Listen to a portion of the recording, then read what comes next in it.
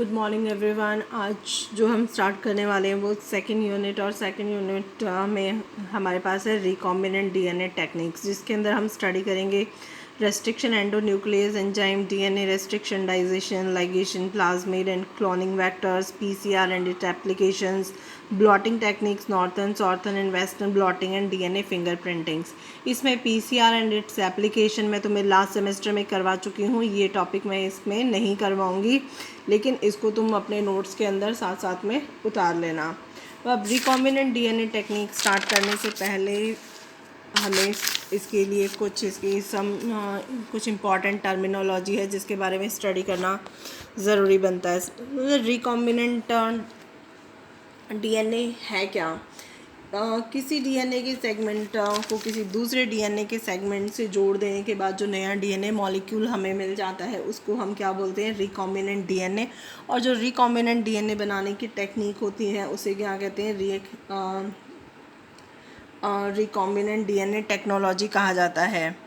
और डीएनए क्या होता है? Self replicating material that is present in the nearly all living organism as the main constitute of chromosomes. It is the carrier of genetic information. I think DNA, RNA, इनके बारे में तुम्हें पता होगा, इनकी डेफिनेशंस तुम्हें आती होंगी।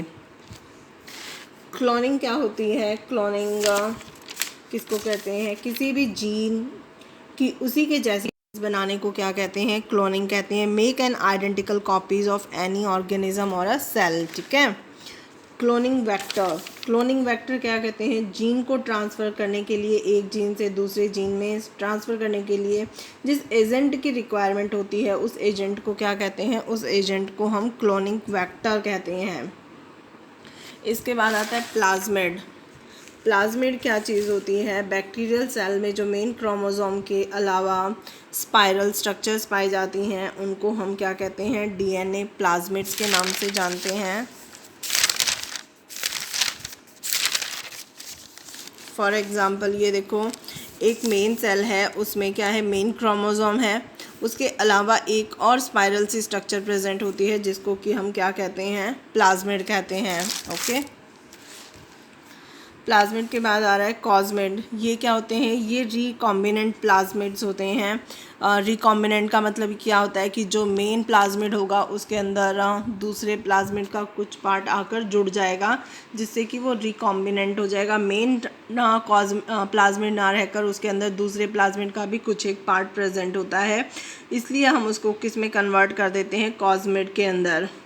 और इनमें प्लाज्मिड व बैक्टीरियोफेज की कॉस सीटेड प्रेजेंट होती हैं, कॉस सीट होती हैं जहाँ पर कि इंटरक्रॉस वो एक दूसरे के साथ कर सकते हैं।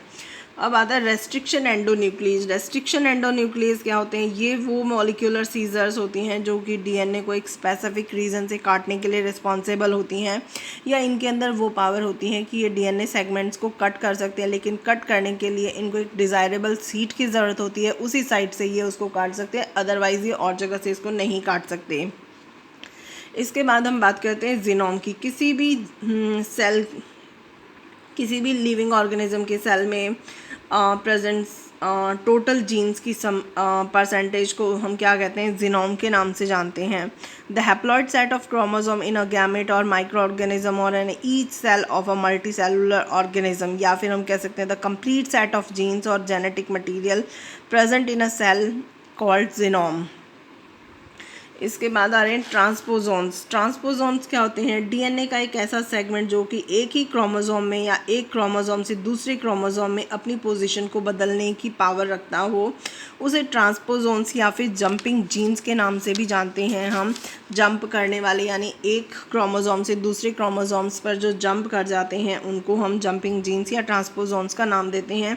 ये सारी की सारी डेफिनेशंस जो तुम्हें बताएंगे मोस्ट इंपॉर्टेंट है, 1 नंबर के क्वेश्चन में आना के पूरे चांसेस हैं। ठीक है। आज के लिए बस इतना ही करवा रही हूँ। कल से हम फर्स्ट टॉपिक हमारा स्टार्ट करेंगे, steps of recombinant DNA technology.